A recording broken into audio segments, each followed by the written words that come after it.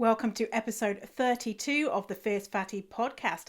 I am your host, Victoria Wellesby, and in today's episode, we're talking about when is it okay to fat shame? Let's do it!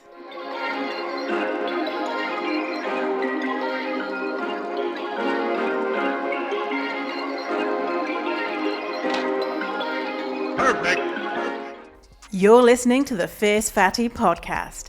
I'm Victoria Wellesby, TEDx speaker, best-selling author, and fat activist.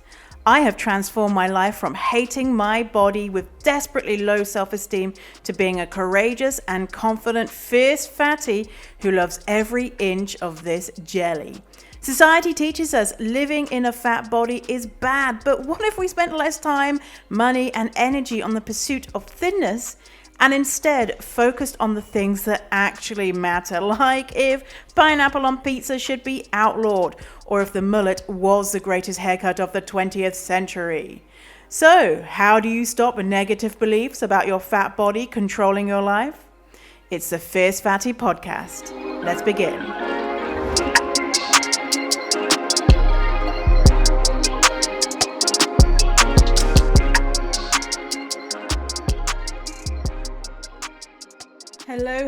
Hello, fatty. So nice to hang out with you for this episode. I'm feeling good and excited to talk about what we're talking about today.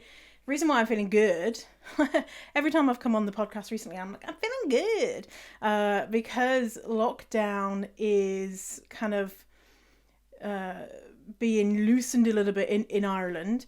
It's still very strict, like we can't really do anything, but we're allowed to drive 5 kilometers away from our house, and so to have me going on a little drive, I discovered a chip shop that was open, and I almost shit my pants with excitement. So I haven't had food that was not made by my hand in over 10 weeks, 3 months. Yeah, I'd say 3 months. And I'm not a big, food maker. I don't, if I had a partner, they would probably be making more food and I'd be like, thank you. But I just, like having access to food, which is not food that I've made. And so I was literally like, hi, you're open. And I went and I got a vegetarian pizza and chips, and the pizza was, in normal times, I would say it was a bit shit or mediocre, but it tasted so fucking good. And the chips, when I say chips, British chips as in French fries, but they're not French fries, they're like thick cut chips, chip shop chips. They're amazing. Oh, it was just so nice to be able to come home and sit at the table and unwrap and eat something that I hadn't made. And now it's got me kind of thinking about the future of when I can actually go and eat more food when I go back to Vancouver. So in Ireland, I've said this before, that we don't have a lot of food choices generally, but then because I'm a vegetarian, most of the things that I get is, goat's cheese tart or pasta, and I'm just like, oh, that's so boring now. When I get back to Vancouver, I'm literally cannot wait to eat sushi and this veggie burrito that I get from this place when it's just so delicious, and pho and banh mi and Domino's pizza and salt and pepper tofu, and I'm just gonna eat that food. Notice how I'm putting this food on a pedestal, and I'm just like, oh my god, I'm just gonna eat the food because I have been deprived of it and I haven't had access to it. Notice that how I'm desiring it more, and then when I get it, I'll probably be like, oh, this is good, and then when I know that I have access to it all the time, I'll lose interest. Well, I won't lose interest because I still like it, but you know what I mean. How it's just, it goes exactly to show what happens when you diet, and how you can't help but think about the things that you can't have, right? And I did have sushi. So I went to LA gosh, maybe 6 months ago now, maybe. Actually, no, fuck, it was in January. That feels like 6 months ago. Well, I guess it was 4 months ago. Anyway, and in LAX, in the LA airport, they have a Japanese restaurant, and they have a garden roll, and I think it's $20 US, and it was really disappointing. It was so rubbish. I was like, no.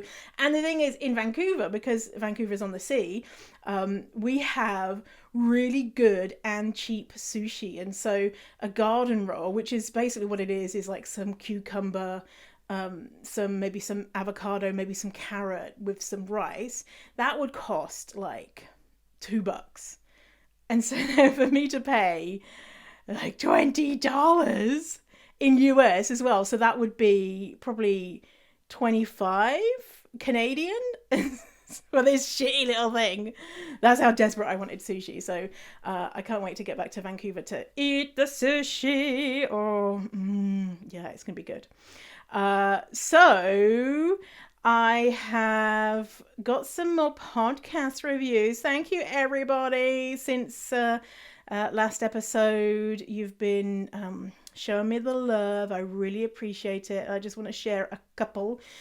So Jeanette says, looking in a mirror, this podcast made me cry. I see myself in so many of Victoria's experiences. I'm just sorry it's taking me until I'm 48 to realise how worthy I am. Thank you, Victoria. You are an inspiration. Thank you, Jeanette. And the next review is from Donna, and Donna says, amazing. Victoria Wellesby is a breath of fresh air in a fatphobic diet culture world of judgment. She is oozing with real life examples of how fatphobia can impact your self-esteem and make you miserable, and offers practical ways to change your mindset and handle difficult situations while breaking away from all the negativity. This podcast is truly a gem. And let's face it, her accent is the coolest. Well, thank you. Thank you, Donna. I really appreciate that. And as well, exactly what Jeanette said, saying, I'm sorry it's taken until I'm 48 to realize how worthy I am. That has been so many people's stories, honestly.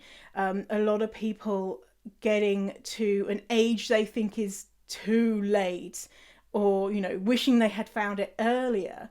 And I always just think, thank fuck you found it, because you could be that person who, up until their, and their dying breath, thinking, am I too fat? And so hopefully you've caught it like 50% through your life. And so that's pretty amazing. But yeah, it sucks that we weren't all just taught this from children, that our bodies are great and we don't need to diet and all that sort of shit. So in today's episode, I'm going to be sharing links, and so I'm going to put those in the show notes. And as a reminder, go to fiercefatty.com/032, because it's episode 32, fiercefatty.com/032 for the show notes. And if you forget and you want to go to the show notes, you can always just do fiercefatty.com/podcast, or just Fierce Fatty. Just do it. You'll get there. You'll find it. So a reminder, those people who sent me those reviews, guess what they got? They got a copy of my book, Fierce Fatty, an audio and a digital copy. So if you would like an audio or digital copy of my book, then write a review and email me and take a screenshot of the review before you submit it, and I will send you the book free. Oh my gosh. And at the moment, actually, I'm in the process of beginning to redesign my book and rejig it around a little bit, because I wrote it when I still hadn't rebranded to my business name being Fierce Fatty, and my business name was Bam Pow Life. And so I need to, my graphic designer is in the process of looking to redesign the cover, and also I'm going to be changing some bits in there. And so once that's done, I might not be giving it away for free anymore. I haven't decided. I might not. And I'm also going to be re-recording it. Now I have better audio equipment. So re-recording the audiobook so that you can buy it on Audible. So right now you can buy it on my website, but like I say, you can get it for free if you write me a review. So if you're thinking about writing a review and you want that book before I start charging for the audio and digital copy, then do it now. Quick.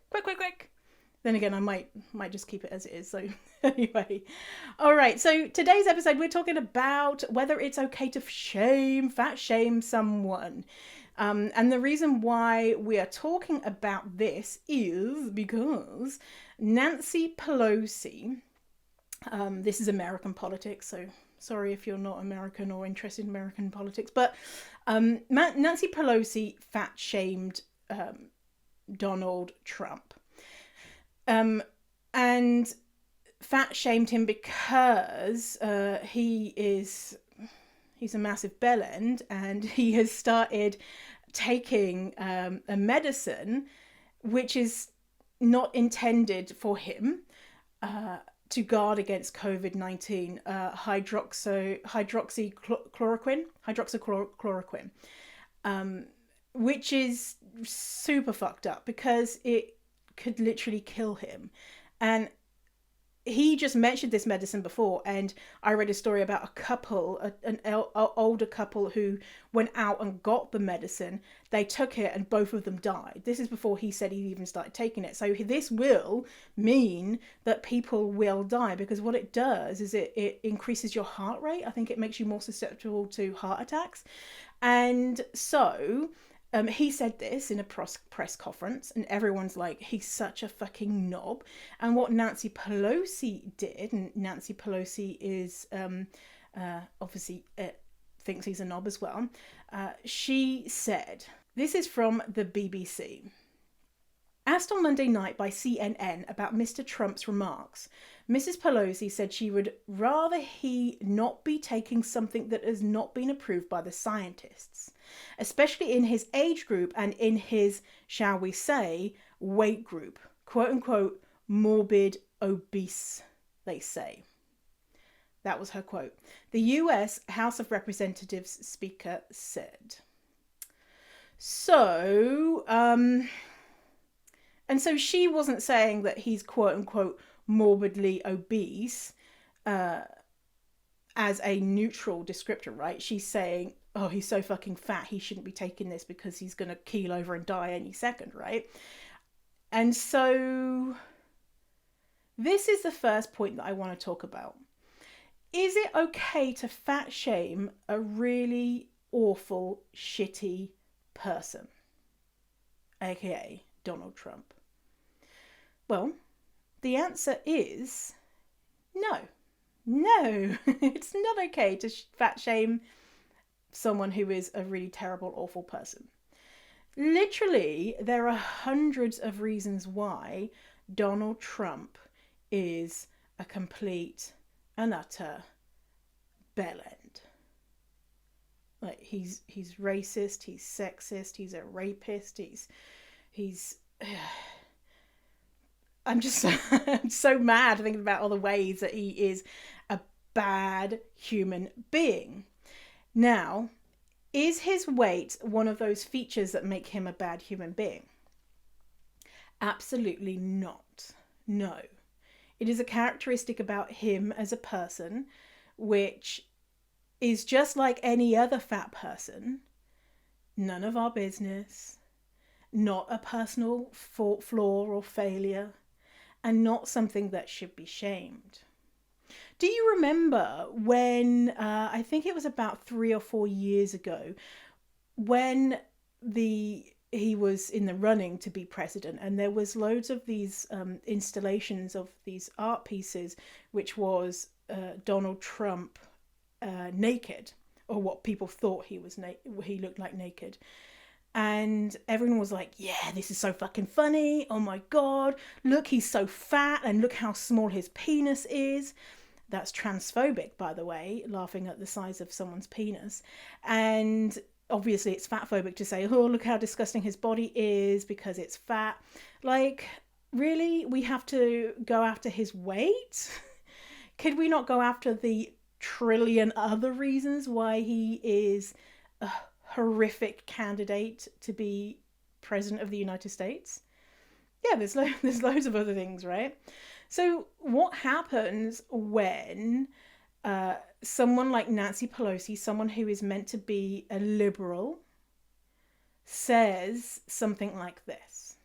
Well, us as a society learns something. So what do we learn about shaming Trump about his weight?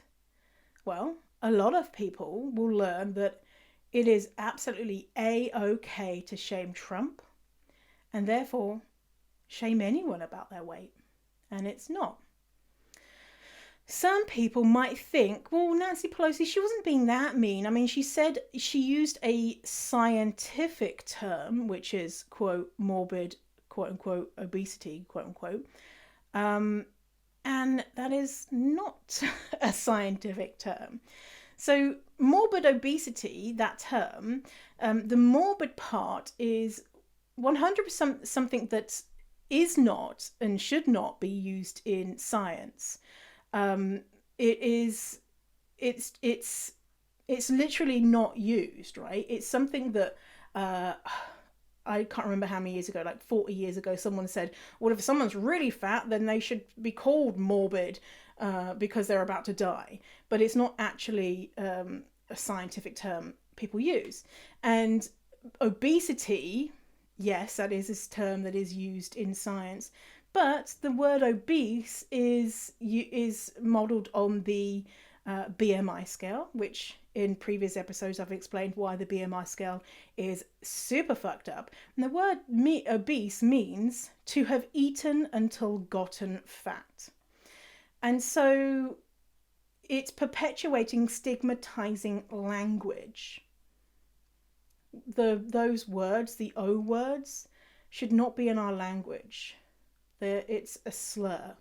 And so she is being fatphobic and using slurs to describe him.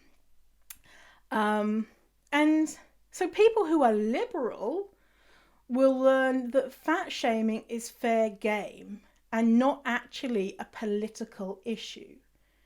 And it is a massive political issue. Some people are going to be looking at their own fat body and know that yet another person thinks that there is something wrong with it.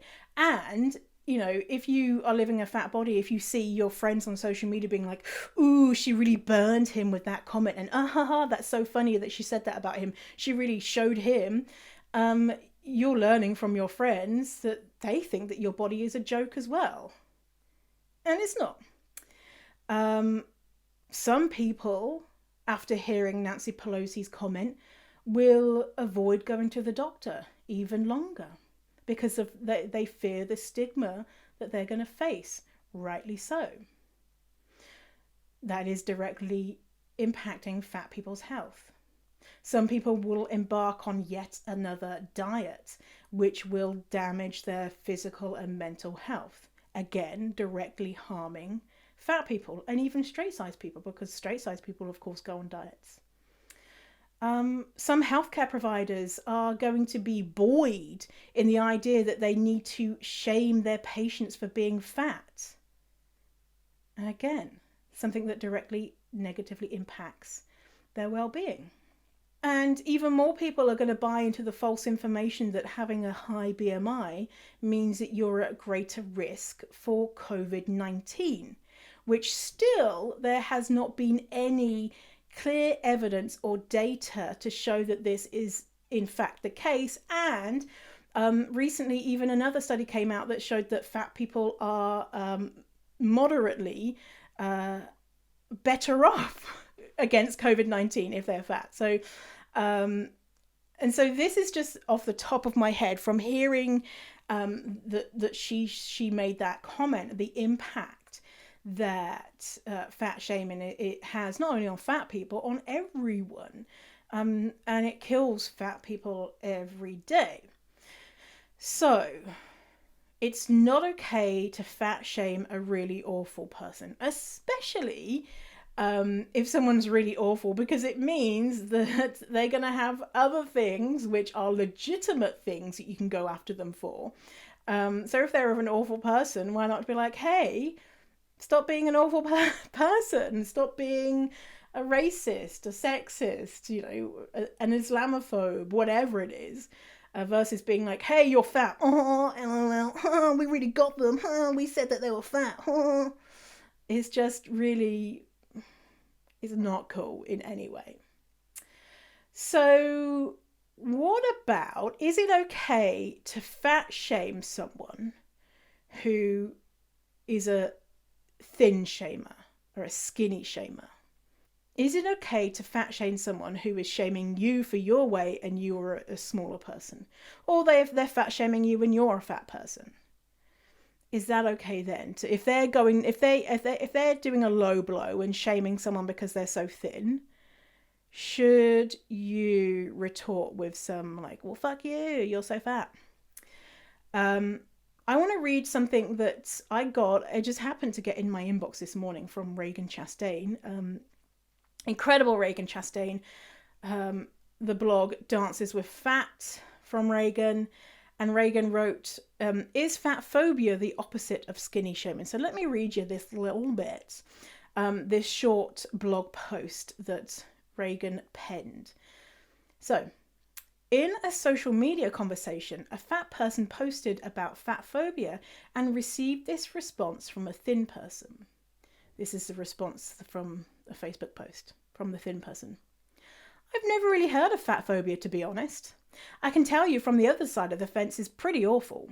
When you're thin, in my case underweight, people just randomly ask me awful questions. Oh my God, you're so skinny. Do you eat? You should gain weight. You'd look better. Sigh. I would never talk about a person's body like that. So, is fatphobia like the opposite of me?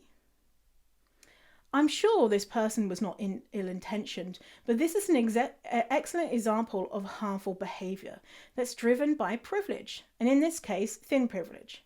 The person has never heard of fatphobia, despite living in a world that is literally built on it, and instead of Googling to learn more about the oppression they had not previously been aware of, or even asking for education, they've decided their best move is to try and shift the conversation to their experience as a thin person, and reframe the concept of fatphobia as something that happens in relation to them.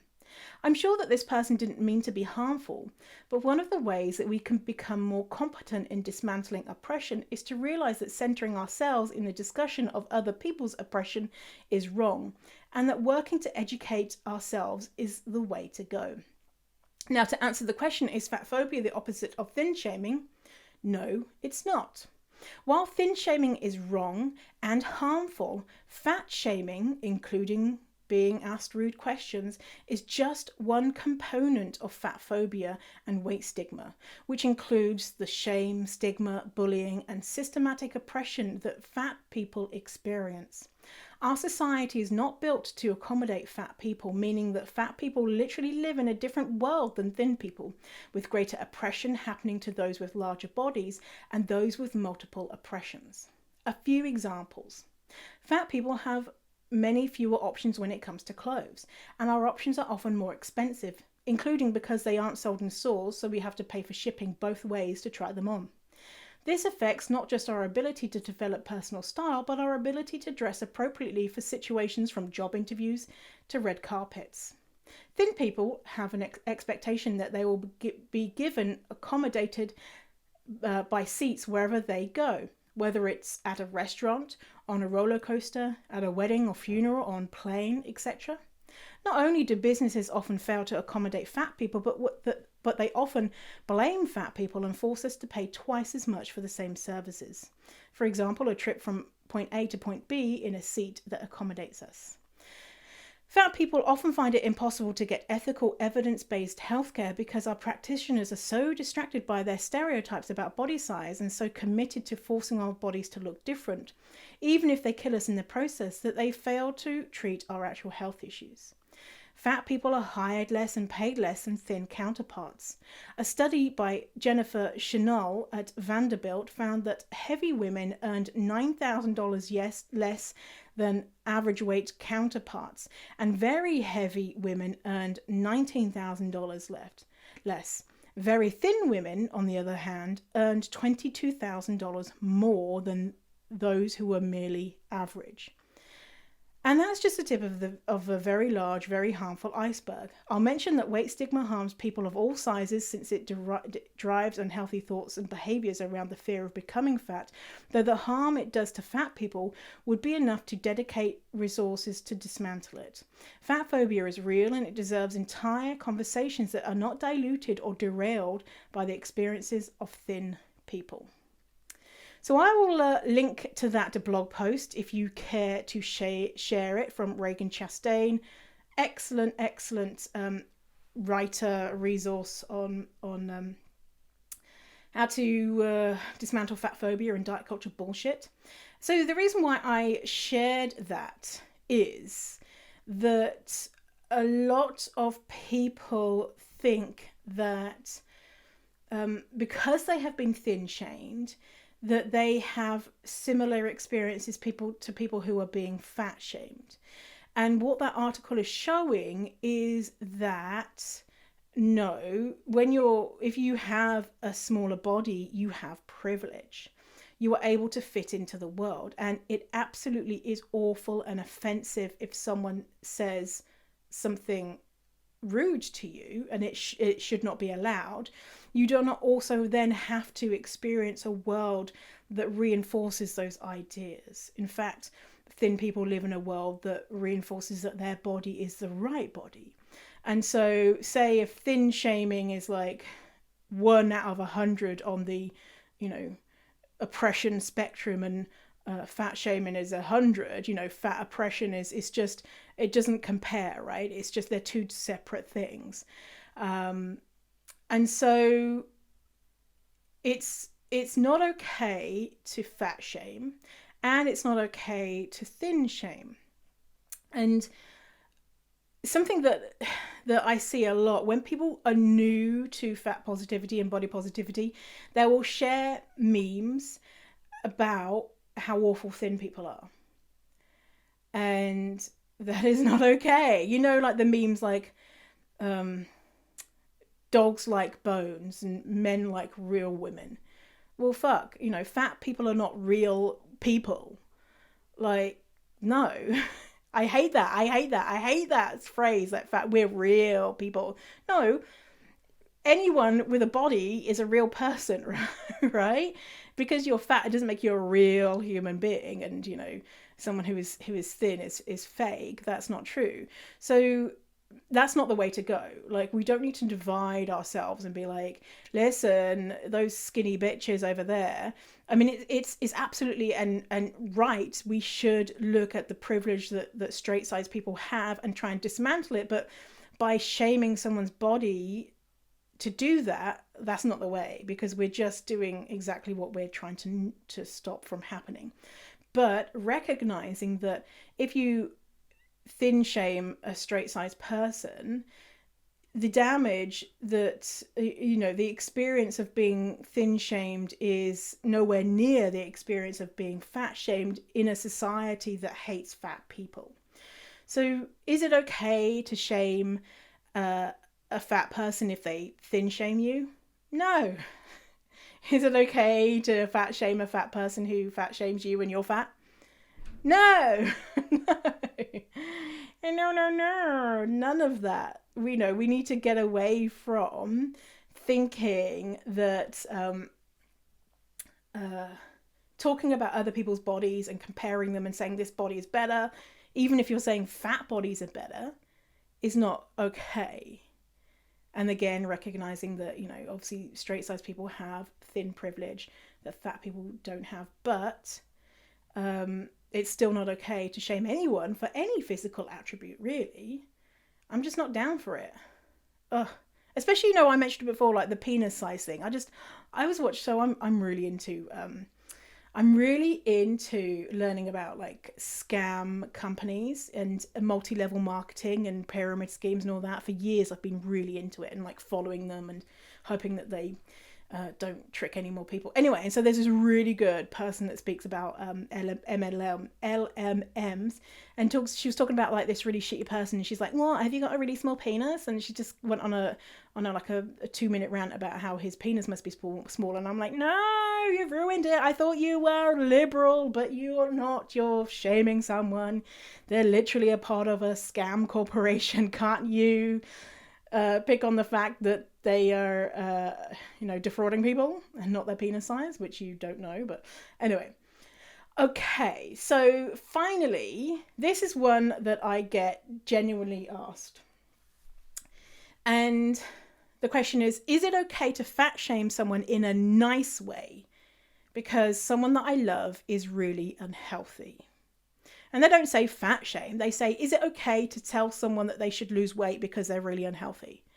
Is it okay? My sister, my friend, she really just needs to go on a diet. He really needs to work out more. And how can I approach them and say that in a nice way, a place that comes from love?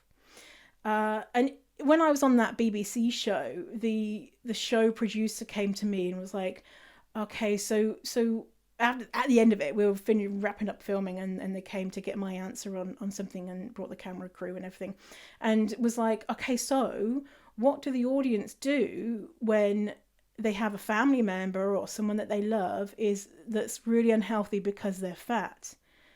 Like, how do you tell a fat person to lose weight? And I was like, listen up here.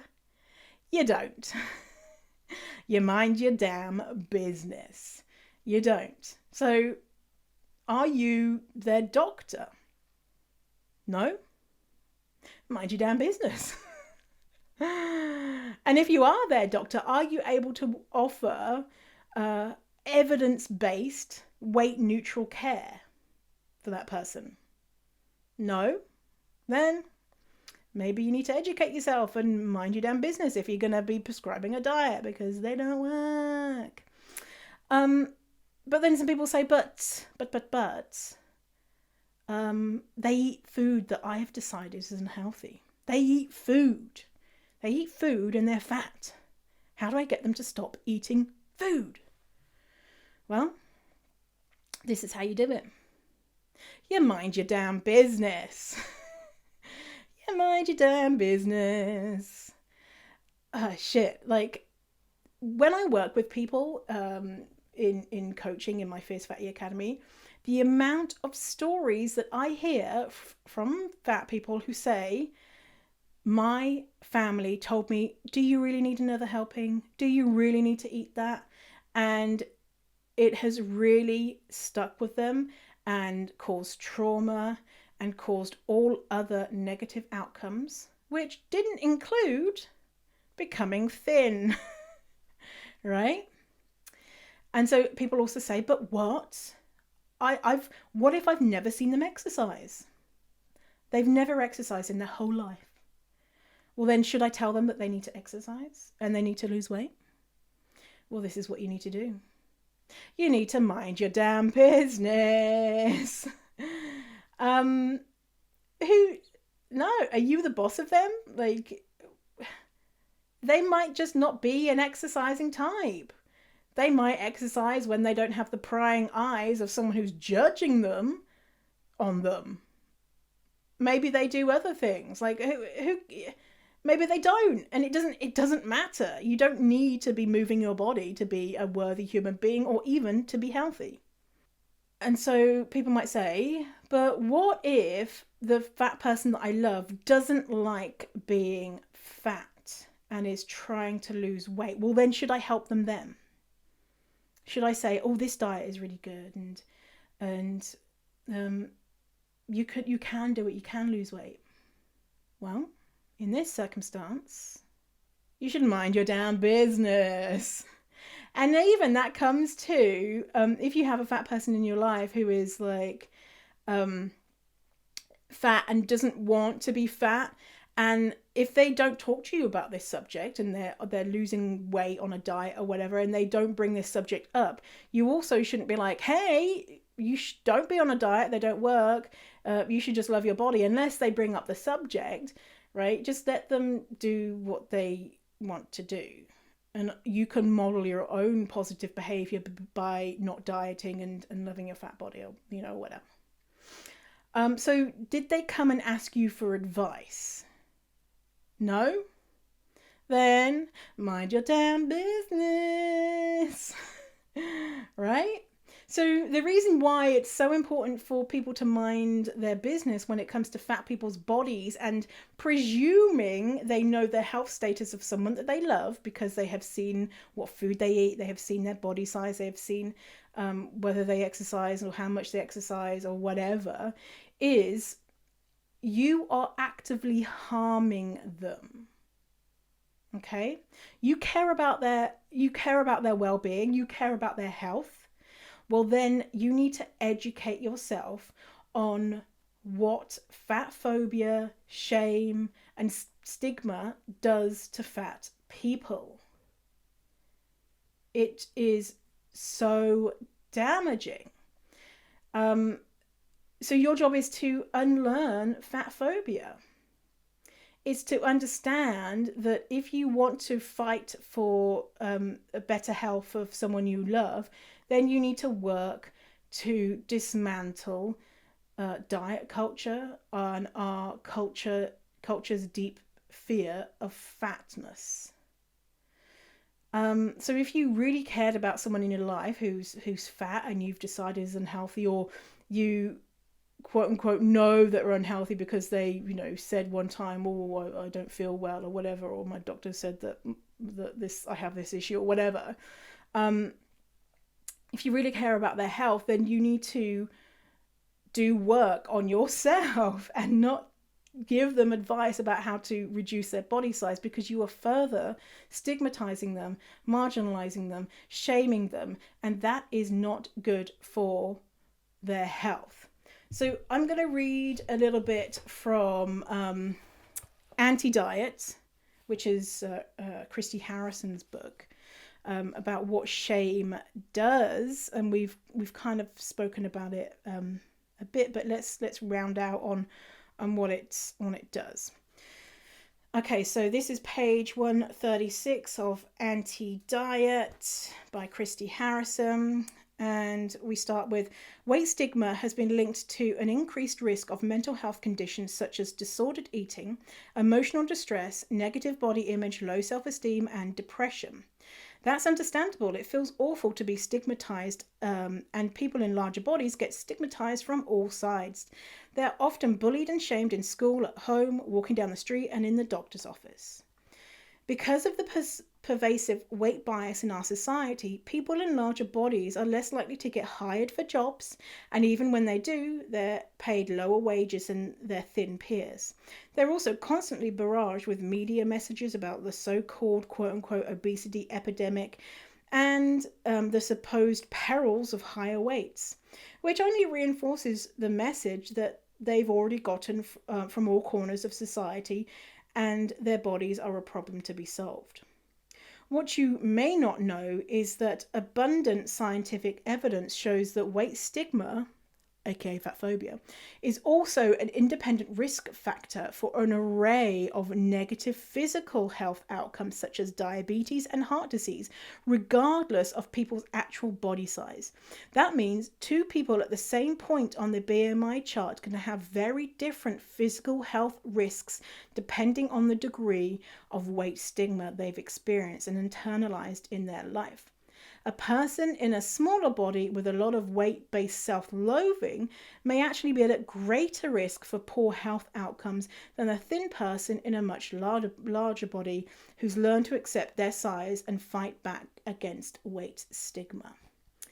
And that last bit about the physical health, that's actually quoting a study that I had previously quoted in another episode of the podcast about basically weight stigma, aka fatphobia. That's just another word for fatphobia. Affects everyone, no matter what your weight is. So if you care about your loved one, you will unlearn fat phobia, which also helps you. So do it for selfish reasons, unlearn fat phobia only to reduce your own, weight bias that you might be putting on yourself. So you can, be selfish in that thing. And that's if you're straight size or if you're, whatever size fat that you may be. So if shaming worked in the way that a lot of people use shame to motivate people to become thin, if shaming worked, everyone would be thin and everyone would be quote unquote healthy. But are they? Are we? No, because shaming, it literally does the opposite. Actually, people who are shamed tend to be higher weights. Not that there's anything wrong with being a higher weight, but it literally does the opposite. And so, and I know you're not shaming someone in this instant. So if you're shaming someone because you want to laugh at them, you're not shaming them because you want them to be happy. You're shaming them because you want them to be ashamed. So not all shame comes from a good place, obviously. But if you shame someone on their appearance, on their weight, what it shows to me and to the world around is that person who is fatphobic is holding on to bigoted beliefs. It shows that you think that being fat is a negative characteristic, because why mention it if you didn't think it was a negative thing? Like Nancy Pelosi's not out there being like, well, Trump, because of his hair color, because of his eye color, people with his eye color, he better watch out. No, because that's just a characteristic about someone that we haven't attributed negative things to. The fact that people are bringing it up means that we as a society or that person thinks that is a bad thing. And white feminism is terrible for this. And it's really frustrating. So many white feminist women are like, don't be racist, don't be sexist. But then when it comes to weight, they're like, well, don't be fat. Well, that's nasty. We don't want to be fat. Eat healthy, eat organic, no GMO, all that bullshit. And they will say they're intersectional, but they're not intersectional when it comes to weight. So intersectionality, just an FYI, is a term that was coined by Kimberly Crenshaw in 1989. And let me read a little bit from Wikipedia what it is. Intersectionality is a theoretical framework for understanding how aspects of one's social and political identities might combine to create unique models of discrimination. It aims to broaden the agenda of first wave feminism, which largely focuses on the experiences of white middle-class women. So if you want to be a good feminist, if you want to strive to be a good feminist, what's a good feminist? You will look at all of the marginalizations that are out there, or the different intersections, and recognize how people who have different identities are differently impacted to, say, if you, like me, are a white woman.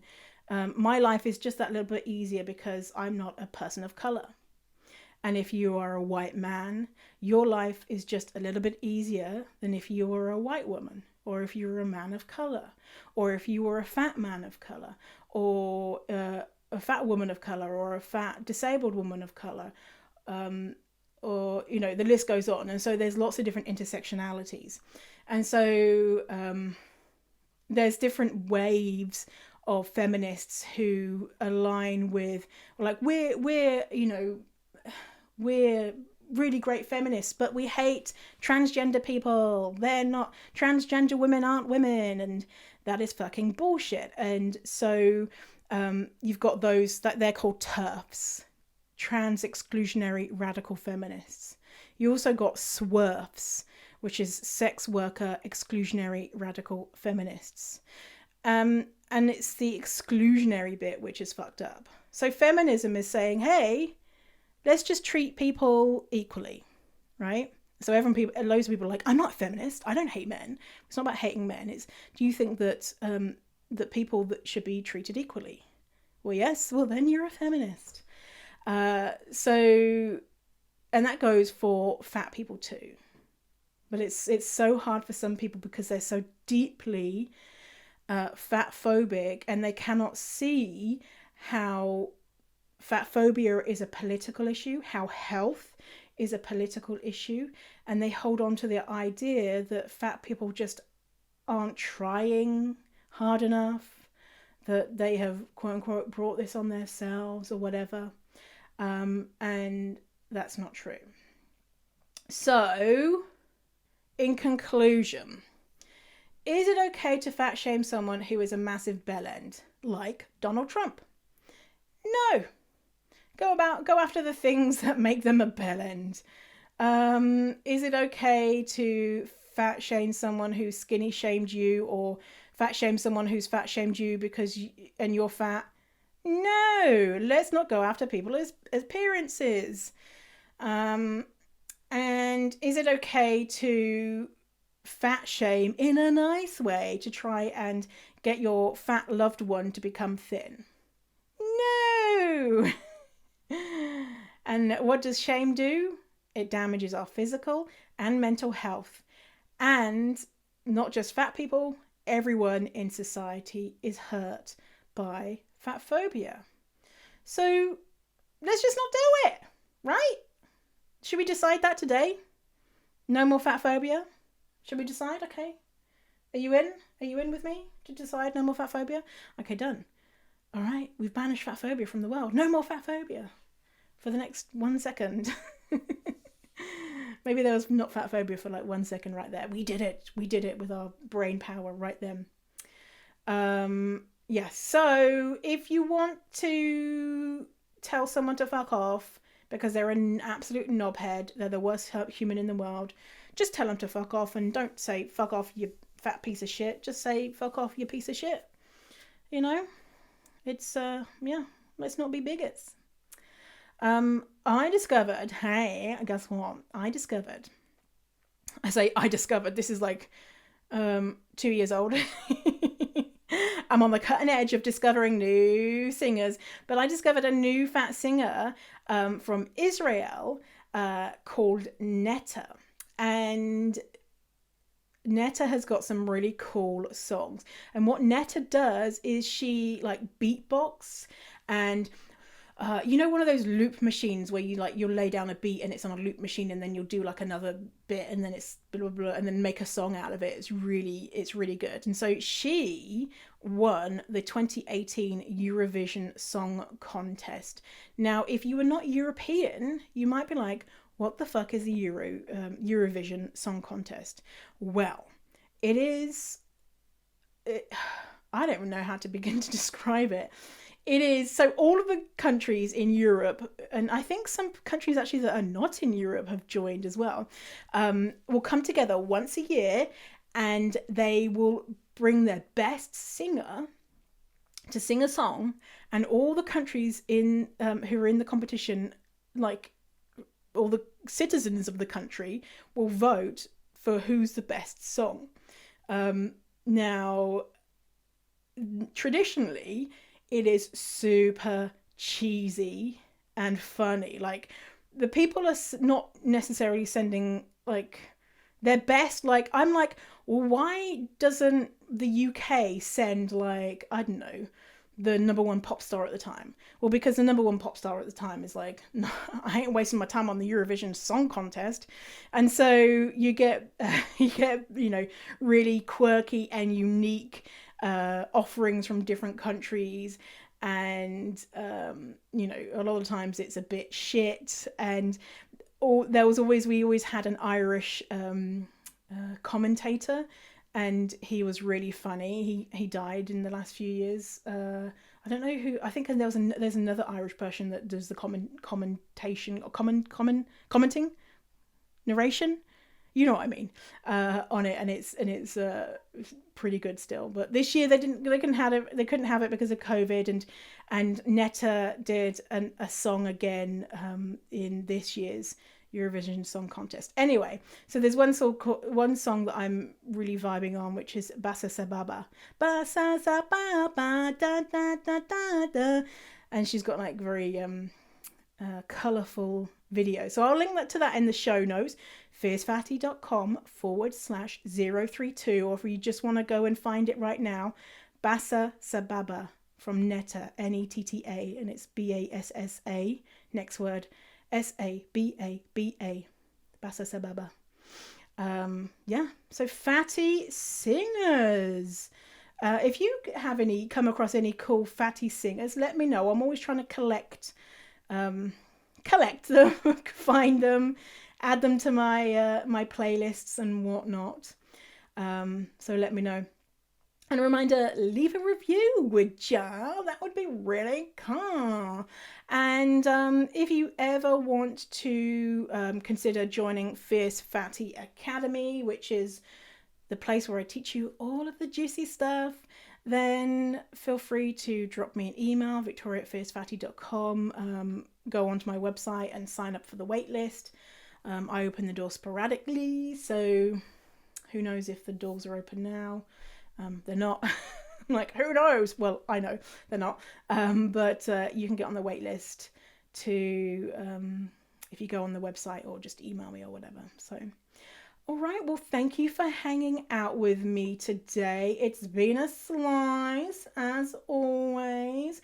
I hope you are surviving the final not final, but the winding down of the lockdowns. Actually, I read this really cool article about how we're in the fourth quarter or third of isolation. It's really interesting. I wonder if I can find the article and put it in the show notes. But basically, they studied, so when astronauts go to space, no matter how long their mission is, say if it's 100 days or if it's 1,000 days, in the final quarter, that is when interpersonal relationships become really strained, and that's when it becomes very difficult. And so when there's hope on the horizon, or when people go to like Antarctica and they'll go in and they'll stay there for the winter, and so they can't leave until then the summer, and so when they see the ice start to melt, then they know they're getting close to the end. That's when the interpersonal relationships really fail, and that is one of the most difficult things that NASA or whoever is leading these missions have to deal with. Like they can work on all the science, but they cannot necessarily control how the astronauts or how the scientists relate to each other. And so it's this phenomenon where people just get down and they start arguing. And I was actually getting my blood taken at the doctor's a couple of weeks ago, and I was telling her about this thing, and she's like, oh my god, yeah, loads of people have been saying that they've been having arguments and they're just really stressed out right now. And so if you're getting that, if you're feeling like, you know, the people in your house, you're like, fuck off, I hate you, why are you such awful people, then it might be because of this fourth quarter phenomenon, because we can see it's not the light at the end of the tunnel now, you know, versus before we were like, when is this going to end? And now we can see maybe, you know, in the next few months we might be able to touch another human, who knows. And so yeah, so if you're experiencing that, then it's probably normal. Maybe it's not. But yeah, I'll see if I can find that article and put it in the show notes, because it's really interesting. So anyway, okay, thanks for hanging out with me today. I will see you on the next episode. Have an incredible rest of your day, and big fatty love and hugs to ya. Okay, bye fatty, bye.